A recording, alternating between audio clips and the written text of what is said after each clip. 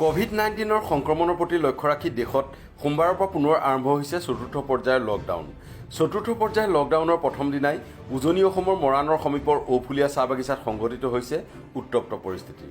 ভাৰত চৰকাৰে লকডাউনৰ সময়ত বাগিচাৰ শ্ৰমিকসকলক বাগিচাৰ কৰ্তৃপক্ষৰ তৰফৰ পৰা মজুৰি দিবলৈ আহ্বান জনাইছিল। সেই আহ্বানত অসমৰ প্ৰায়বিলাক চাহ বাগিচাই ভাৰত চৰকাৰৰ নিৰ্দেশনা মতে শ্ৰমিকক 1000 টকাকৈ মজুৰি দিছিল। কিন্তু মৰাণৰ ঔফুলীয়া চাহ বাগিচাত শ্ৰমিকসকলক বাগিচা কৰ্তৃপক্ষই 1000 টকাৰ পৰিৱৰ্তে 800 টকাকৈ মজুৰি প্ৰদান কৰিছিল।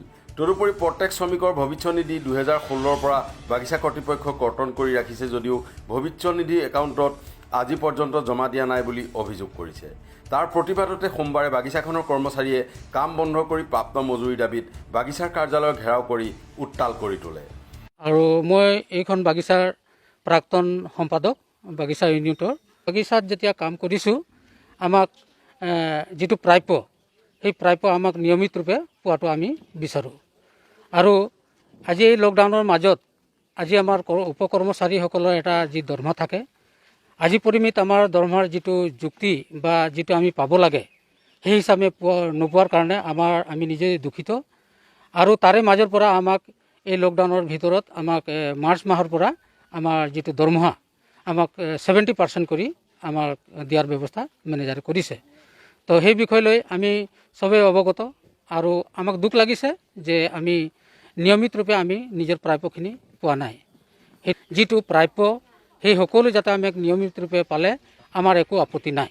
বৰ্তমান ভাৰতবৰ্ষত যি মহামাৰীৰ সৃষ্টি হৈছে তাৰ কাৰণে ভাৰত চৰকাৰে লকডাউন কৰিছে। আৰু লকডাউন কৰাৰ সময়ত আমাৰ চাহ বাগিচা সমূহ চাহ বাগিচা বন্ধ কৰা হৈছিলে। আৰু সেই সময়ত চাহ শ্ৰমিকসকলক যি ইণ্ডাষ্ট্ৰিয়েল ৰুলছৰ মতে শ্ৰমিকসকলক চৰকাৰে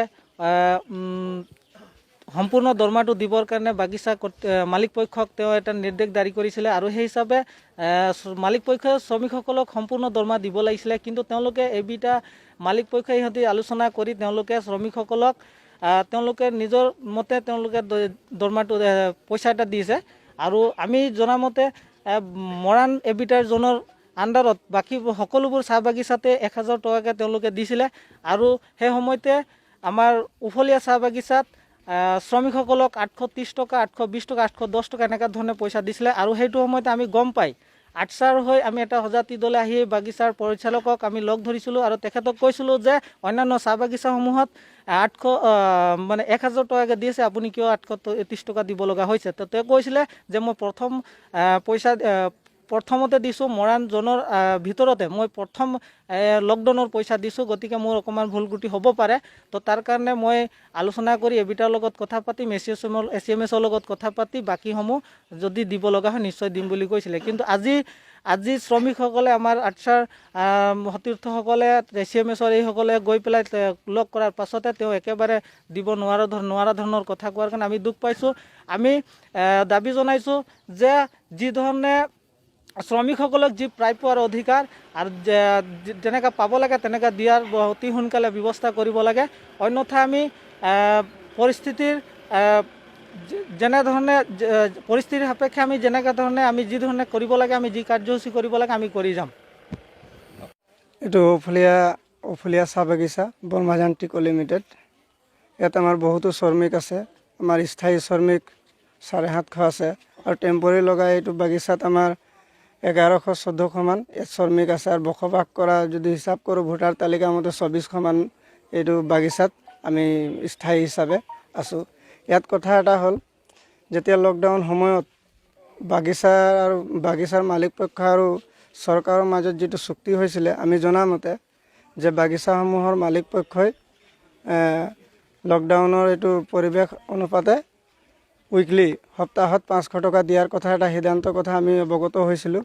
তাৰ পূৰ্বে ইয়াত সপ্তাহত পইচাকেইটা দিয়া নাই, কিন্তু বিহু আগত প্ৰত্যেক বাগিচাই মৰাণ এবিটা আণ্ডাৰত যিমান বাগিচা আছে এই বাগিচাখনত 1000 টকা দিয়া হ'ল বুলি আমি জানিব পাৰিছোঁ। কিন্তু আমাৰ এইখন বাগিচাত কিছুমানে পাইছে 830 টকা, কিছুমানে পাইছে 820 টকা, কিছুমানে পাইছে 810 টকা। তো এই বস্তুটো আমি বুজিব পৰা নাই। ইয়াৰ ওপৰত আমি মেনেজমেণ্টৰ লগত আমি আলোচনা কৰিছিলোঁ। সেই আলোচনাত আমাৰ এটা কেইষাৰ কথা চুক্তি কৰিছিলে আৰু জনাইছিলে আমাক যে বাগিচাত ট্ৰেড ইউনিয়নৰ লগত তেখেতৰ আলোচনা হৈছে, যিহেতু ACMS তেখেতৰ লগত আলোচনা কৰি তেখেতসকলে পইচাটো দিয়াৰ ব্যৱস্থা কৰিছে। আজি মানে আমাৰ এনেকুৱা হ'ল যে আমাৰ যিমান শ্ৰমিক আছে আৰু লকডাউনত যিটো আমাৰ প্ৰাপ্য পাব লাগে আৰু সেই প্ৰাপ্যটো আমাক লকডাউনৰ মাজত 830 টকাকৈ দিয়া হৈছিলে আৰু যিটো আমাৰ বাকী আছে এইটো যিটো আমি পাব লাগে সেইটো এতিয়ালৈকে আমাক দিয়া নাই। যোৱা 16 তাৰিখে দিম বুলি দিছিলে, তাৰে পৰা আমাক 100 টকা কাটি 400 টকা দিছিলে। তো তেনেতে আমাৰ শ্ৰমিকসকলে সেই দৰমহাটো লোৱা নাই, কাৰণ আমি যিমান পাব লাগে সিমানেই পাব লাগে। সেইকাৰণে আজি যিমান শ্ৰমিক আমি ইয়াত উপস্থিত আছোঁ, আমি নিজেই আজি কামত যোৱা নাই, কাৰণ আমাৰ এই ফেচলাটো কৰি দিব লাগে। আৰু আমাৰ বাগানত যি প্ৰাপ্যবিলাক আছে এতিয়ালৈকে আমি সম্পূৰ্ণ তেনেকুৱা পোৱা নাই, সেইবিলাক পোৱাৰ কাৰণে আমি দাবী কৰিছোঁ। মৰাণৰ পৰা অংশুমান চাহুৰ ৰিপৰ্ট, অসম ফাৰ্ষ্ট।